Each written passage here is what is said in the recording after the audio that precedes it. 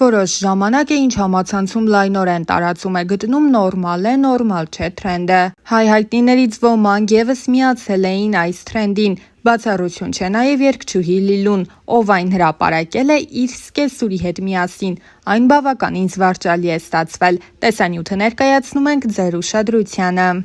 Խաղում ենք նորմալ է, նորմալ չի, սկեսուր մայրիկիս հետ։ Մամ, ասում եմ նորմալ է, որ հարսդ երգչուհի է, հերիք չի։ Մի հատ էլ մի շաբաթով գնում է երգելու բանը համերգների։ Երեխեքին է թողում է 3 վրետ։ Տենց բան չկա իմ հարցը։ Իմ հարցը շատ օրինավոր հարց է, երբեք երեխեքին չի թողում ոչ մեկի վրա։ Իր երեխեքին նայում է, երբ պետք է երգում է, երբ պետք չի երգում։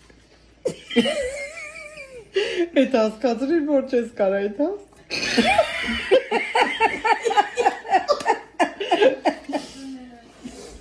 Մամ նորմալ է, որ ես ասենք քնեմ նորմալ գիշերը հանգիստ, իմ համար տղեկ երեխեքին պահի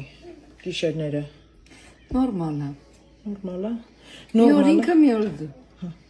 Նորմալ է, որ ասենք եթե ես հիվանդ եմ, ինքը տան ճաշը ամանները լված կանի։ Ես կգամ կանեմ, տղես թող չտանջվի։ Նորմալ է, որ ես ուզում եմ գնամ մորս տուն դարձ չի թողում 5 տարի հետո։ Ինչ գործ ունես մորդ տունը։ Քո տունը խնդրում եմ մամ։ Այս 5 տարի հետո էլ ինչ դարձ։ Իսկ նորմալ է, որ ասենք ես իրան մի բան պատասխանեմ, ինքը շուրգա ասենց ուժեղ չրփի ինձ։ Բայց դու տենց բան չես պատասխանի, որ ինքը քեզ չրփի։ Ամեն դեպքում նորմալ չի, որ ձեռք եմ նորմալ չի։ Ինքը տենց բաներ չի անում։ Նորմալ է, որ ես երեխեքին թողեմ վրետ մի քանի օր քնեմ, հանգստանամ։ Հա, նորմալ է։ Նորմալ է։ Հանգստանալ է պետք է, այո։ Շատ հոգնած ես։ Ապրես։ Բավականին լավ բաներ ասեց իր բան։ Նշենք, որ իր վերջին հարցազրույցներից մեկի ընթացքում Լիլուն խոսել էր անձնական մի քանի թեմաների մասին ու մասնավորապես նշել. Իրենց առաջին հանդիպման եւ ծանոթության մասին խոսելիս Արկադին մի առիթով նշել էր. 19 տարի առաջ էր, այդքան ժամանակ է գիտենք իրար։ Առաջին անգամ տեսա Լիլուին բեմում, շատ սիրուն երգ ուներ։ Հիմա անունը չեմ հիշի։ Այդ երգը երգելուց հայացքներով փոխվեցինք ու մի հատ կրակ բռնեց։ Լիլուն էլ իր հերթին կիսվել էր իր առաջին տպավորությամբ ամուսնու մասին։ Արկադին աշխատում էր անվտանգությունում, բավական ամրակազմ էր եւ միանգամից գրավեց իմ ուշադրությունը, բայց չէի մտածում, որ ինչ-որ մի բան կստացվի։ Հետաքրքիր զգացողություններ կային, մենք սկզբում հայացքներով փոխանակվում էինք, հետո ամեն ինչ փոխվեց։ Սակայն այդ հանդիպումից կարճ ժամանակ անց Արկադին Ղազախստան մեկնելու որոշում է կայացրել եւ այդ մասին հայտնել է երգչուհուն։ Պատկերացնում եք, մենք սիրահարված շրջանում էինք, իսկ Արկադին էլ երիտասարդ էր ու արյունը մեջը եռում էր հերիք չի, այստեղ ընկերուհի ուներ, մի հատ էլ Ղազախստանում աղջիկ կար, ում մոտ պետք է գնար, ու եկավ ինձ ասաց, որ մի աղջիկ կա, որ սպասում է ու պետք է գնա։ Ես էլ ասացի քեզ բարի ճանապարհ, ու մենք էլ երբեք չհանդիպեցինք, մինչև անցավ մի քանի տարի, պատմել էր երգչուհին։ Լիլուն նաև խոսել էր տարիներ հետո ամուսնու հետ հանդիպման մասին, որը արդեն իրենց համար ճակատագրական է եղել։ Այդ ժամանակ զույգը արդեն հանդիպել է երգչուհու Ամերիկայի Միացյալ Նահանգներ տեղափոխվելուց հետո, երբ Լիլուն արդեն որդի ուներ եւ որոշել էր փակել իր անձնական կյանքի էջն ու զբաղվել որդու դաստիարակությամբ։ Ես տեղափոխվել էի Ամերիկայի Միացյալ Նահանգներ մայրիկիս մոտ, մենակ էի։ Արկադին գրեց ինձ ու ասաց, որ եթե օգնության կարիք ունենամ, իրեն ասեմ։ Մի առիթով գրեցի, հանդիպեցինք, երկուսս էլ չէինք մտածում միասին լինելու մասին։ Ժամանակ անցավ ու ամեն ինչ լրջացավ։ Ես այս որոշումը կայացրել եմ Ռոբի համար, Արկադին ամենասկզբից ասել է, որ ինքն է Ռոբի հայրը եւ վերջ։ Արկադին խոսել էր նաև իր վերաբերմունքի եւ մոտեցման մասին, Լիլուի ամուսնալուծված լինելու եւ որդի ունենալու հանգամանքին։ Շատ արձագանքներ եղան ընկերներիս կողմից ու նույնիսկ հիմա շատ ընկերներ իմ կողքին չեն իմ կամքով, որովհետև մարդկանց մոտ հակասում էր այդ հասկացողությունը, ամուսնացած բաժանված, բայց ինձ համար կարևորն այն է, որ ես գտա իմ իրական սիրուն։ Ծնողներիցս մայրս էր դեմ, բայց երբ հասկացավ, որ ես կատարել եմ իմ ընտրությունը ու վերջ դա է, ընդունեց այնպես, ինչպես որ կա, պատմել էր Արկադին։ Նշենք նաև, որ երգչուհու սոցիալական էջերում այժմ շատ հաճախ կարելի է ամուսնու եւ երեխաների մասնակցությամբ հրապարակումներ տեսնել։ Վերջերս էլ Լիլուն տեսանյութ էր հրապարակել ու բարկացած խոսել այն մասին, որ տղայի դպրոցում ցանկանում են դասավանդել առարկա, որը դեմ է իր հայացքներին եւ սկզբունքներին։ Հիմա նյարդայնանալու պատճառի մասին։ Նյարդայնանալ։ Ուղղակի մերին մազերը շատ լավ է ֆենել, դրա համար տենց չի բարձանում, սենց բիզնես կանգնի էլի, նյարվերիցս։ Ուրեմն սկզբից սկսեմ։ Ռոբերտը հաճախում է ամերիկյան public դպրոց, private էր գնում, բայց տեղափոխեցի public, որը գտնվում է իմ տան հարևանությամբ։ Հաճախում է elementary school։ Միացյալ Նահանգներում elementary-ն այն դպրոցն է, որը որ առաջի դասարանից 5-րդ դասարան, տարական դասարանների դպրոց, այսինքն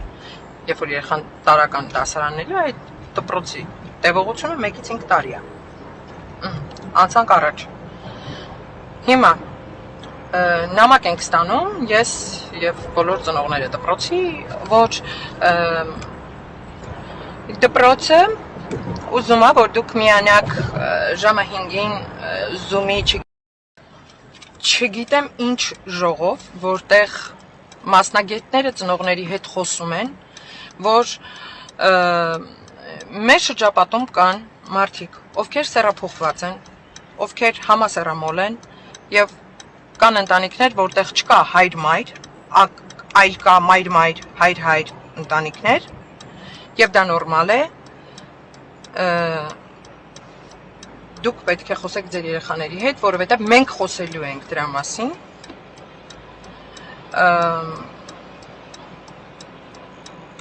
Տեղյակ ենք պահելու ձեր երեխաներին։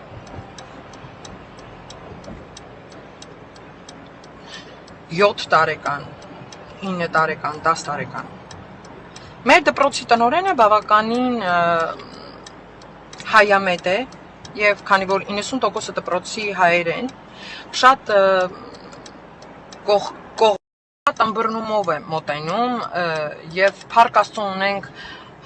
հայ հրաշալի ուսուցիչներ, ովքեր նորից ըմբռնումով են մոտենում եւ իրանք էլ են դեմ, որպիսի այդ տարիքի երեխան ժամանակից շուտ տեղյակ լինի բաներից, որը հասու չի իր ուղեղին, որը կարող է խեղաթյուրել մանկահասակ երեխային, այսինքն ինքը չի հասկանում ինչի մասին է իրականում խոսքը, բայց իրան ասում են եւ չգիտես դա ինչի կվերածի այդ երեխուն, էլի ասենք։ Այո, դպրոցում կան մեր տնօրենն էլ է շատ, բայց գալիս է վերևներից, էլի օրենքը։ Եվ այսօր ժողով է եղել դպրոցում, մեր դպրոցում եւ դպրոցում խոսվել է դրա մասին, ձերքս հրադողում չգիտեմ։ Եվ ժողովի ժամանակ ցուցադրվել է մի մուլտֆիլմ, որտեղ նկարագրում է ինչպիսի ընտանիքներ կան, օրինակ ընտանիքներ կան, որ մայր-մայր է, հայր-հայր է, դրանք էլ նորմալ ընտանիքներ են։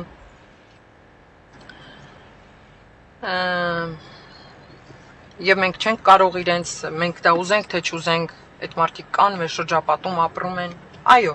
ես համամիտեմ, որ կան, այդ մարդիկ մեր շրջապատում ապրում են, մենք դա ուզենք, թե չուզենք, ինչքան էլ մարդիկ կլինեն, կքարկոծեն, չգիտես ես ինչ, նախ առաջին ասեմ, որ ես երբևէ չեմ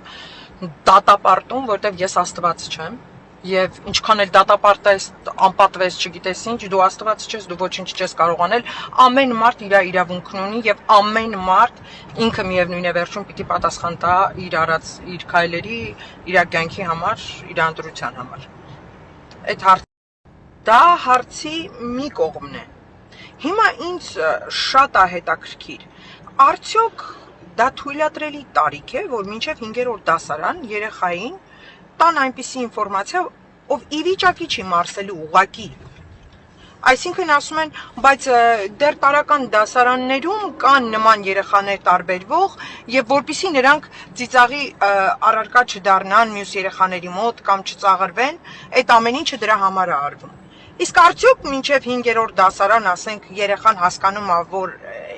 որը ինչն է, եթե դուք չբացատրեք, ցույց չմատնանշեք։ Արդյոք հիմա ես ուզում եմ հասկանամ, էլի, կան այնպիսի կազմակերպություններ կամ իրավաբաններ կամ չգիտեմ ովքեր կան, որ այս հարցում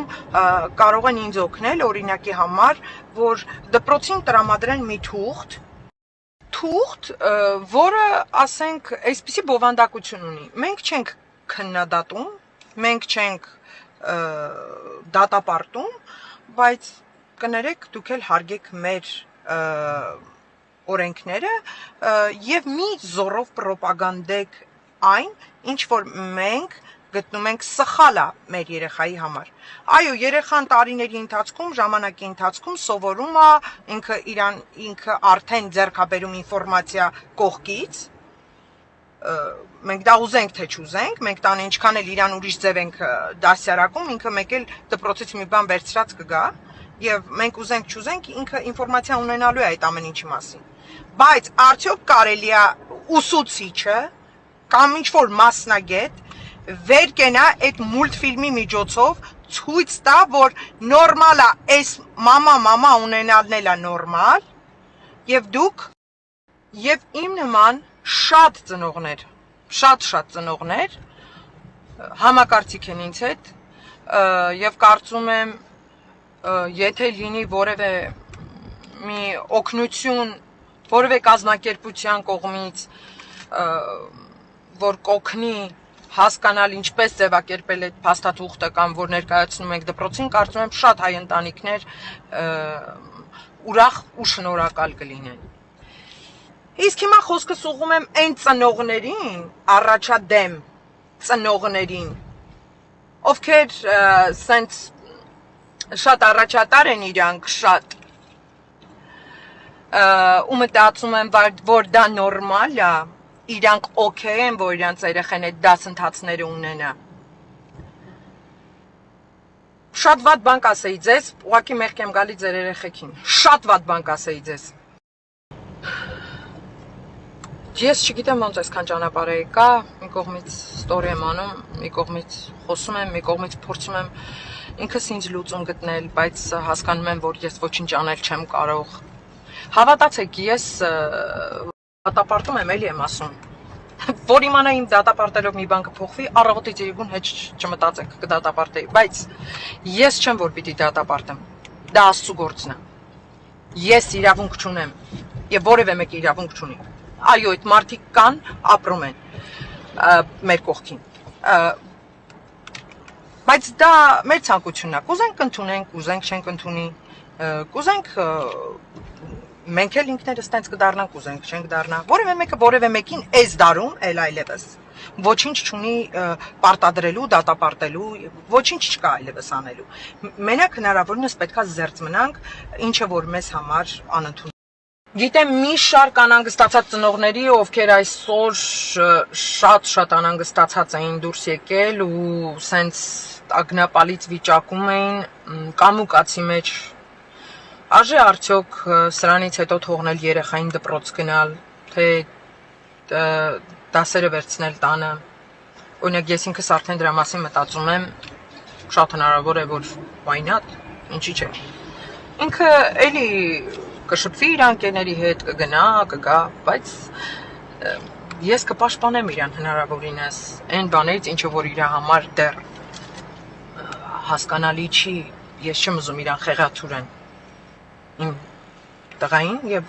իմ նման շատ ծնողներ այդպես են մտածում